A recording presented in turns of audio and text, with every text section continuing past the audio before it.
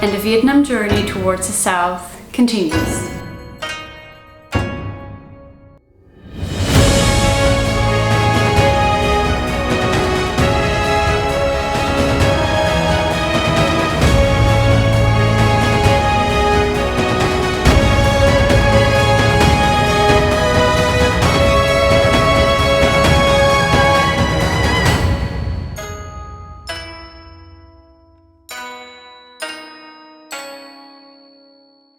I thought this place would be a good place for a simple night of rest with not much to do, and boy was I wrong. I'm gonna share with you all that I did in just 24 hours, all that I wish that I had time to do, and all the good and the bad side of Ninh Binh. Let's go!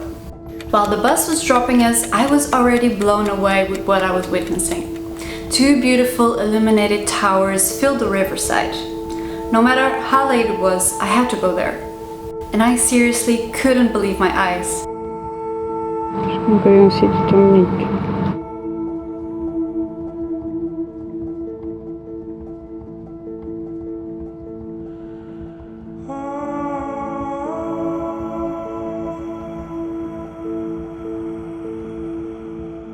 This place was a peaceful garden located in the Kailan mountain in the middle of Ninh Binh city.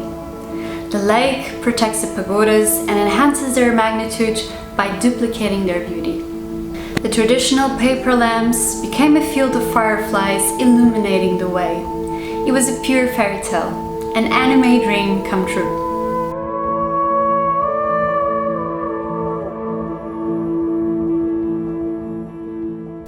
Unicorns are one of the mythical animals in the Vietnamese culture. It is a symbol of peace, luck, intelligence, and goodness. However, they can be portrayed as malevolent creatures as well. Like most landmarks in Vietnam, there's also a legend associated with this one. Legend has it that an evil unicorn caused horror in this village by devouring their locals. One day, the king's daughter sacrificed herself to the demon, and the black unicorn ate the unfortunate princess. But she secretly had taken poison before, and so the unicorn died, defeated by the poison and the princess's bravery, while the corpse gradually melted into a luxurious rocky landscape that is today known as Kailan Mountain, or the Unicorn Mountain.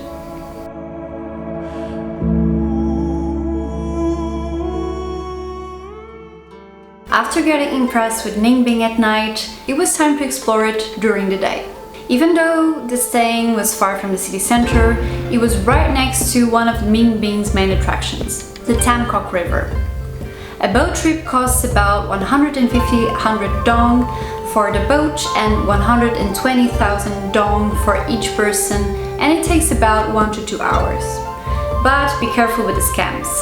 The main character here is of course the landscape, but everyone gets amazed with the Vietnamese rowing skills.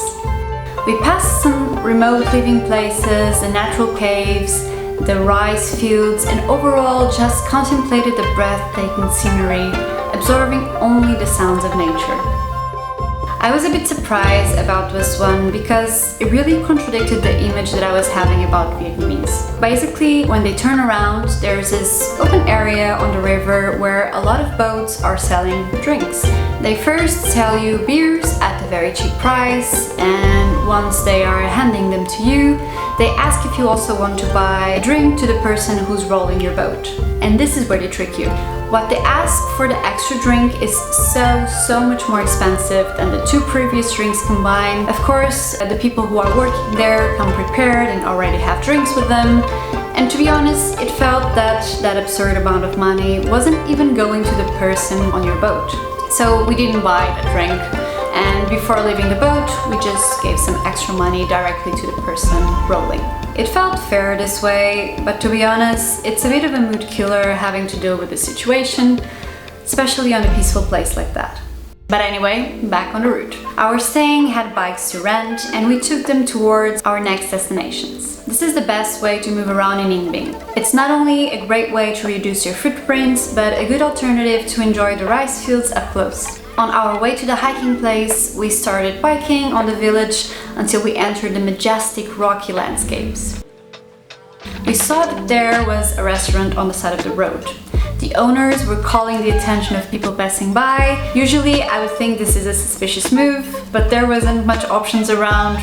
We were hungry, and hey, they had very nice reviews on Google Maps, so zero regrets. The food was amazing and they were really kind to us. I had fried rice and of course a traditional egg coffee.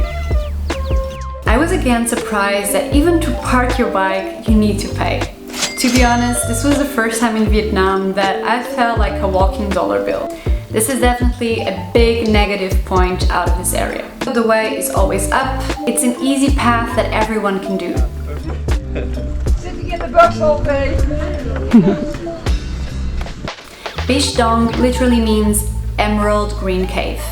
The pagoda is surrounded by green trees and the scenery is really peaceful. It is a traditional construction style made of wood and stone with brick tile roofs. But what makes it unique is the 3 separate layered structures. Back on the bike, it was time for the second hiking of the day, Mua Viewpoint. I'm just gonna fast forward the fact that, again, you need to pay for parking your bike, and to enter here you have to pay 100,000 dong, which to be honest is a lot, but I still think it's worth because to me it offered one of the best views I ever saw in my life. This is an iconic hiking with a spectacular view over the stunning countryside.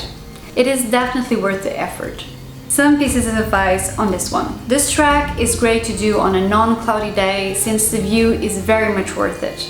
Also, safety-wise, wear proper shoes, avoid rainy days because it can get very slippery, and of course, go as early as possible. Bring some snacks, water, sunscreen, and don't forget the bug repellent.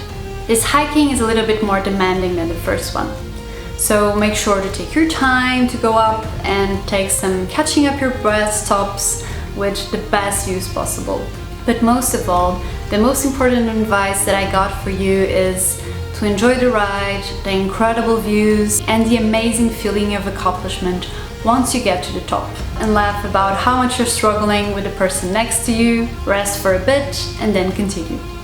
Once you reach the top, you find one of the most iconic statues in Vietnam, the dragon. You can climb to the highest point, but be very careful and only do it if you're comfortable climbing and have proper shoes, because there isn't a lot of safety there. But damn, it is worth it. On the way back, the sun was already sitting down, and so was our time in Ninh Binh. We had to get going to the train station for a quick bite before the train arrives. If I had done my homework up front, I would have stayed at least one more day to explore the Bai Dinh Pagoda and the Hoa Lu ancient capital. It was time for a night train sleep and waking up on the next stop, where I explored some mind-blowing places and collected some crazy memories. So make sure to stick around for more adventures. If this video brought you any value and you want to keep exploring Southeast Asia with me, make sure to leave this video a thumbs up and subscribe to my channel. As always, stay kind, brave, and adventurous, and I hope to see you around.